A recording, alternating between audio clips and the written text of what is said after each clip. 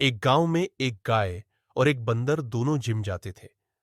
दोनों अपनी फिटनेस का ध्यान रखते थे और हर दिन अपनी बॉडी को मजबूत बनाने के लिए मेहनत करते। एक दिन दोनों में कुश्ती हो गई, जिसमें गाय ने अपनी ताकत का पूरा इस्तेमाल किया। बंदर ने अपनी चालाकियों से काफी दिनों तक गाय को कंफ्यूज किया, लेकिन अंत में गाय ने अपनी शक्ति से बंदर को हरा दिया। बंदर थोड़ी देर हार के बाद समझ गया कि ताकत के साथ साथ स्ट्रेटजी भी जरूरी होती है। तब से दोनों अच्छे दोस्त बन गए और साथ में जिम करने लगे। गाय के लिए एक लाइक और सब्सक्राइब तो बनता है,